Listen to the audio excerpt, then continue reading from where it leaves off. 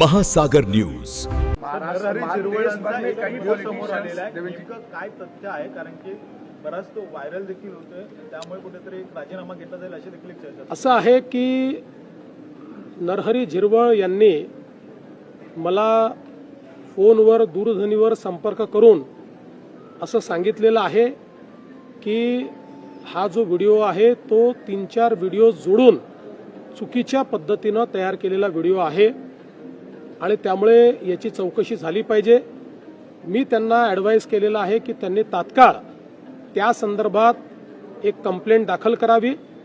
या व्हिडिओची शहानिशा ही करण्यात येईल आणि एकूणच जी काही इमर्जिंग परिस्थिती आहे त्या परिस्थितीवर त्याची सत्यता काय आहे ती पडताळून या ठिकाणी त्यांच्या पक्षाच्या नेत्या सुनेत्राताई पवार आणि आम्ही मिळून योग्य निर्णय करू.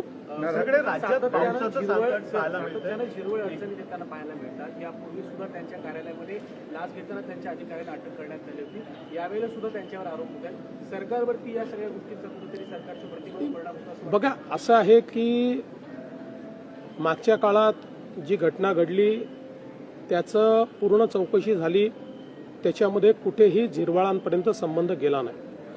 आता जी घटना आहे, जे काही व्हिडिओ समोर आले ते गंभीर आहेत, त्यामुळे त्याची सत्यता पडताळणं हे अत्यंत गरजेचं आहे आणि ते जर सत्य असतील तर त्याच्यावर योग्य ती कारवाई होईलच. प्रकरणामध्ये पुन्हा काही व्हिडिओ समोर येत आहेत. एकनाथ शिंदे यांचे माजी खासदार यांचा देखील व्हिडिओ समोर आलेला आहे. आणखी एक गुन्हा दाखल झालाय. काय नेमकं असं आहे की पहिल्यांदा तर त्यांच्यासोबत कोणाचे फोटो येतात, कोणाचे व्हिडिओज येतात, याच्यावरनं आपल्याला या सगळ्या गोष्टी डिटर्मिन करता येणार नाही.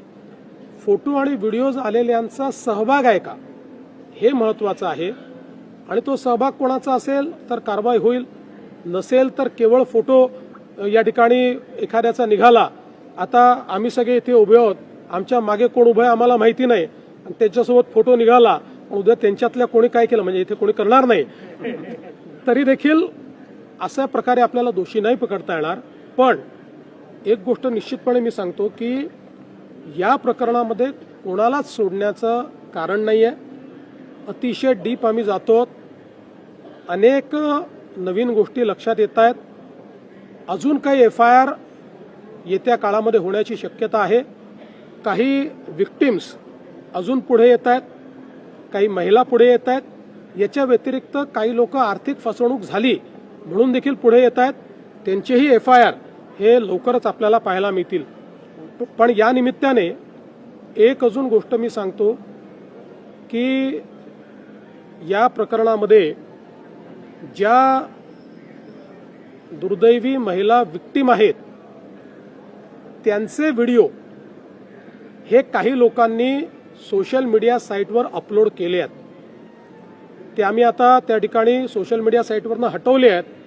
पण ज्या ज्या लोकांनी अशा प्रकारचे व्हिडिओ सोशल मीडिया साईटवर अपलोड केले असतील त्यांच्यावर फौजदारी कारवाई केली जाईल. राज्यात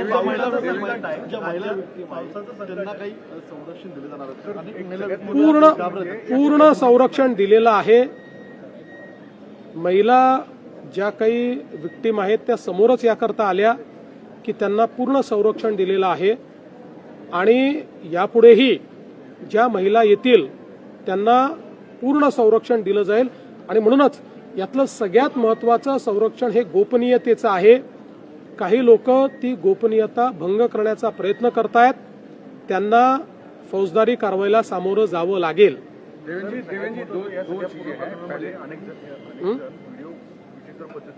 अपलोड करतायत आणि याच्यावर सोशल मीडियावर आपण काही दिवसांपूर्वी हाऊसमध्ये बोललो होता.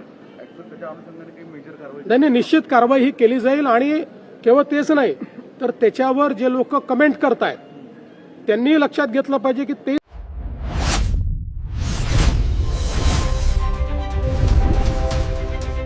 महासागर न्यूज.